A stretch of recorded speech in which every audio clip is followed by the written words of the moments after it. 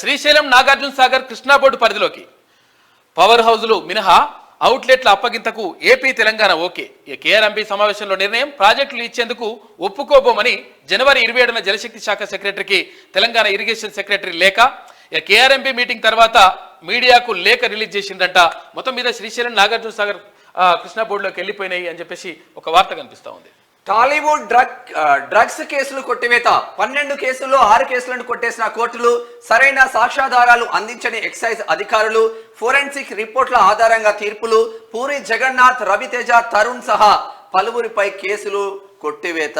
వాళ్ళు డ్రగ్స్ తీసుకున్నట్టు 7 ఆధారాలు ఇవ్వంట, కథం పట్టించిండ్లు. ఎక్సైజ్ డిపార్ట్మెంట్ ఆధారాలు సమర్పించలేకపోయింది. అప్పుడు గోర్లు వెంట్రుకలు అవి అన్ని తీసుకుపోయి మళ్ళీ అట్లే పెట్టారు. రాష్ట్రంలో సంచలనం సృష్టించిన టాలీవుడ్ డ్రగ్స్ కేసులు కోర్టుల్లో వీగిపోతున్నాయి. మొత్తం 12 కేసుల్లో ఎక్సైజ్ అధికారులు సరైన సాక్ష్యాధారాలు అందించకపోవడంతో 6 కేసులను కొట్టివేశారు. మరో 6 కేసులు వివిధ కోర్టుల్లో విచారణలో ఉన్నాయి. అయితే ఎన్డీపీఎస్ ప్రొసీజర్ను ఎక్సైజ్ అధికారులు పాటించకపోవడం, ఫోరెన్సిక్ సైన్స్ ల్యాబొరేటరీ రిపోర్టుల్లో సెలబ్రిటీలు డ్రగ్స్ తీసుకున్నట్లు ఆధారాలు ఆనవాళ్లు లేకపోవడంతో కేసులను కొట్టివేస్తున్నట్లు తెలిసింది. అయితే గత 4 నెలల్లో నాంపల్లి, రంగారెడ్డి, సికింద్రాబాద్ కోర్టులు 6 కేసుల్లో తీర్పులు వెలువరించిన విషయం ఆలస్యంగా వెలుగులోకి వచ్చింది. కాగా డ్రగ్స్ సప్లయర్స్ కెల్విన్, పాతబస్తీకి చెందిన అబ్దుల్ వాహిద్, అబ్దుల్ ఖుద్దూస్ను 2017 జూన్లో ఎక్సైజ్ అధికారులు అరెస్ట్ చేసిండ్రు. అయితే ఇక టాలీవుడ్కు సంబంధించి, టాలీవుడ్ అంటే సినిమా హీరోలు ఉంటారు కదా, తెలుగు సినిమాకు సంబంధించినటువంటి హీరోలు, హీరోయిన్లు, తర్వాత ఉన్నటువంటి డైరెక్టర్లు రకరకాలుగా ఉన్నారు కదా, వాళ్ళందరినీ గతంలో ఎవరు అకున్ సబర్వాలా, అప్పుడు ఎవరు అకున్ సబర్వాల్ ఆధ్వర్యంలో మొత్తం కూడా విచారణ చేపట్టిండ్రు.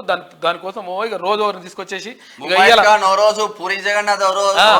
రవితేజ తమ్ముడు రోజు గోర్లు తీస్తున్నాము, వెంట్రుకలు తీస్తున్నాము, అవి చేస్తున్నాం, ఇవి చేస్తున్నాం అని చెప్తే ఇక అప్పుడు వైట్ కాలర్ తర్వాత అదే అని చెప్పేసి అప్పుడు ఛాలెంజ్లు కూడా జరిగినాయి.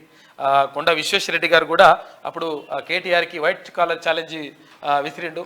నువ్వు నేను రక్తం ఇస్తా, గోర్లు ఇస్తా, వెంట్రుకలు అన్ని ఇస్తా, నువ్వు ఇస్తందుకు రెడీ అని చెప్పేసి కొండా విశ్వేశ్వరరెడ్డి ముఖ్యమంత్రి రేవంత్ రెడ్డి కూడా ఛాలెంజ్ చేసిండు. ఇక వైట్ ఛాలెంజ్ గురించి మనోళ్ళు మాట్లాడుతూ ఉన్నారు.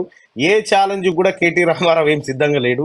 ఎందుకంటే ఆయన ఛాలెంజ్ల గురించి అన్నిటి గురించి ముఖ్యమంత్రి రేవంత్ రెడ్డి గారికి క్లియర్గా తెలుసు. ఆయన ఏ ఛాలెంజ్లో కూడా ముందుకు పోయే పరిస్థితి కనిపించలేదు. ఈ టాలీవుడ్ డ్రగ్స్ కేసు కొట్టివేత, 12 కేసులో 6 కేసులు కొట్టివేసిన కోర్టులు. ఇక మిగతా 6 కేసుల మీద కూడా పెద్దగా ఎవరికి నమ్మకం లేదు. దాని నుంచి ఏదో ఫలితం బయటకు వస్తుంది. మొత్తం టాలీవుడ్లో ఉన్నటువంటి డ్రగ్స్ మార్కలన్నీ బయటకు వస్తే కథం చీల్చి చెండాడి ఇవన్నీ ఏముండయి. ఎప్పుడు కూడా అకున్ సబర్వాల్ నేతృత్వంలో కమిటీ చేసినప్పుడే, ఆయనకు ఆ కేసును వ్యవహారం అప్పచెప్పినప్పుడే అక్కడ స్మితా సబర్వాల్ గారు కేసీఆర్ గారి దగ్గర ప్రధాన అధికారిగా పనిచేస్తున్న సందర్భంలోనే ఈ కేసు పని అయిపోయింది. అయితే టాలీవుడ్ డ్రగ్స్ కేసులు కొట్టివేత ఇంకా ఇప్పుడే కాదు, భవిష్యత్తులో వచ్చే ఏ పెద్ద డ్రగ్స్ కేసులు కానీ ఏ కేసులైనా అవి కొట్టుడే పోతా ఉంటాయి. ఎందుకంటే సాక్ష్యాలు ఉన్నాయి. ఇప్పుడు మరి సరైన సాక్ష్యాలు లేకుండా ఇన్ని రోజుల పాటు సినీ రంగాన్ని, సినీ ప్రముఖులను వేధించిన పోలీసుల మీద మళ్ళీ కేసులు పెట్టొచ్చా మరి ఈ రకంగా?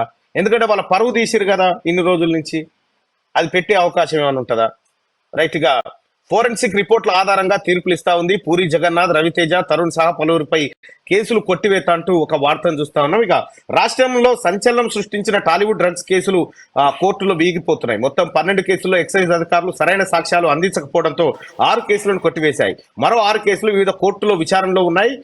ఎన్డీపీఎస్ ప్రొసీజర్ ను ఎక్సైజ్ అధికారులు పాటించకపోవడం, ఫోరెన్సిక్ సైన్స్ ల్యాబొరేటరీ రిపోర్టులో సెలబ్రిటీలు డ్రగ్స్ తీసుకున్నట్లు ఆనవాళ్లు లేకపోవడం తో కేసులను గత 4 నెలల్లో నాంపల్లి, రంగారెడ్డి, సికింద్రాబాద్ కోర్టులు 6 కేసుల్లో తీర్పులు వెలువరించిన విషయం ఆలస్యంగా వెలుగులోకి వచ్చింది. కాగా డ్రగ్స్ సప్లయర్ కెల్విన్, పాతబస్తీకి చెందిన అబ్దుల్ వాహిద్, అబ్దుల్ ఖుద్దూస్ను 2017 జూన్లో ఎక్సైజ్ అధికారులు అరెస్టు చేశారంటూ ఒక వార్తను చూస్తా ఉన్నాం. ఇక్కడ అసలైనటువంటి వాళ్ళు ఎటుపోయారో తెలియదు కానీ మొత్తానికి అయితే డ్రగ్స్ కేసు ఏప్రిల్ ఫూల్ అయిపోయింది అనుకోరాదు, మొత్తానికి ఈ ఫిబ్రవరి ఫూల్ అయిపోయింది.